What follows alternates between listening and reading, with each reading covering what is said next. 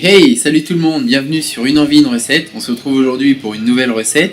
Donc je vous propose aujourd'hui d'apprendre à faire une pâte feuilletée en prévision de la recette qui sortira dimanche. Pour l'épiphanie, je vous laisse deviner ce qui va sortir dimanche. Donc pour réaliser 4 plaques de pâte feuilletée, il vous faudra 500 g de farine, 250 g de beurre, 30 cl d'eau tiède, 2 cuillères à soupe de sucre ou 1 cuillère à soupe de sel. Ça dépend vraiment de ce que vous comptez faire de votre pâte feuilletée.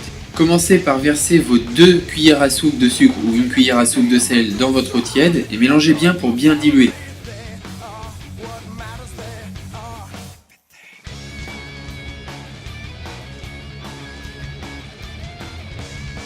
Maintenant dans un saladier vous allez mettre votre farine et votre eau et vous mélangez bien le tout.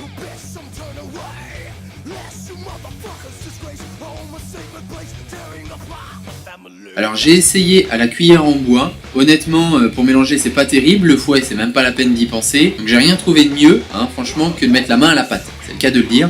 Donc si vous avez des enfants et qu'ils aiment cuisiner et que vous n'avez pas peur d'un petit peu de farine par terre, faites-leur faire de la pâte feuilletée, ils vont adorer.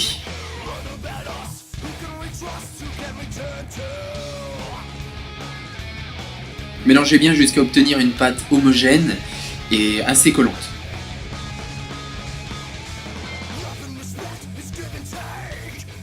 Une fois votre pâte terminée, laissez-la reposer au frigo pendant 30 minutes.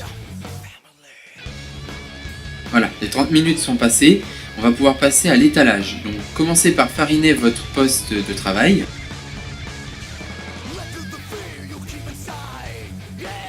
Déposez-y votre pâte que vous allez commencer à fariner pour éviter qu'elle ne colle trop et donnez-lui la forme d'une boule.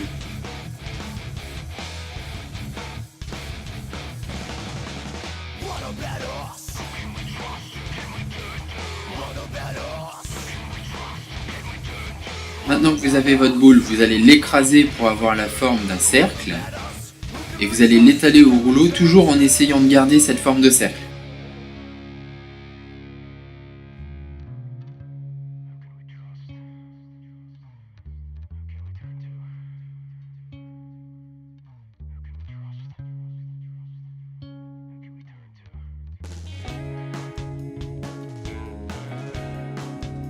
Vous allez maintenant découper votre beurre en petits cubes que vous allez déposer au centre de votre cercle. Alors moi je vous conseille fortement de sortir votre beurre au moins une demi-heure, voire 3/4 d'heure, 1 heure à l'avance.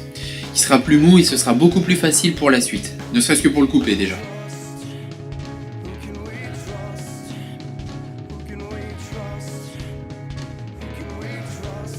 Une fois le beurre coupé, rabattez les 4 bords de votre pâte dessus et laissez reposer pendant 10 minutes.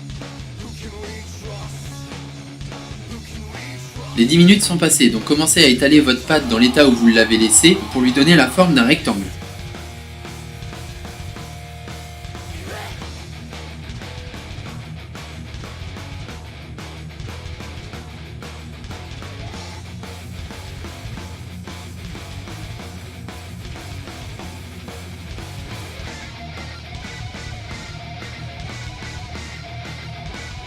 Rabattez maintenant le bord supérieur et le bord inférieur de votre pâte. Alors retenez bien dans quel ordre vous avez rabattu les bords.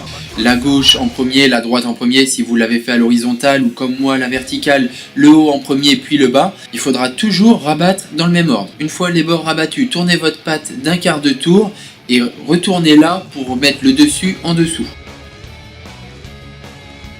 Étalez-la à nouveau en donnant la forme d'un rectangle.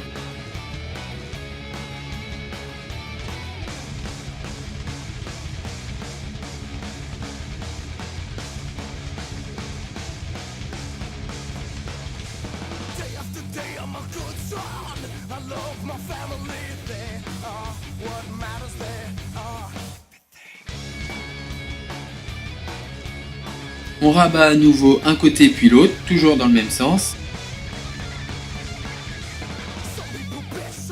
On lui fait faire encore 1/4 de tour, le dessus en dessous et on laisse reposer pendant 20 minutes. Les 20 minutes sont passées, on recommence, on étale, toujours la forme d'un rectangle.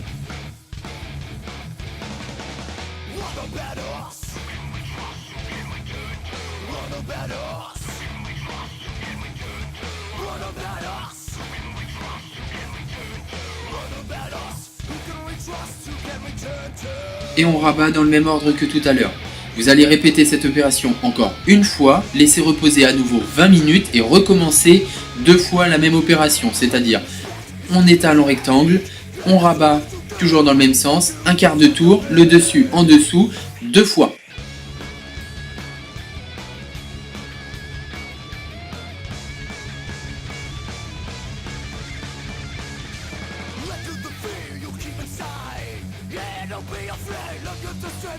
Et voilà, votre pâte est prête. Donc il est conseillé de la préparer 1 ou 2 jours à l'avance, elle sera meilleure. Vous pouvez la conserver à l'état actuel pendant 3 à 4 jours. Pour des délais plus longs, vous pouvez la portionner d'avance en 4 et la conserver au congélateur. Comme d'habitude, j'espère que cette vidéo vous aura plu. N'hésitez pas à laisser des commentaires pour me donner vos impressions, poser vos questions, à partager sur Facebook ou sur Twitter. Et je vous invite à me retrouver dimanche pour la galette des rois. Allez, à bientôt tout le monde!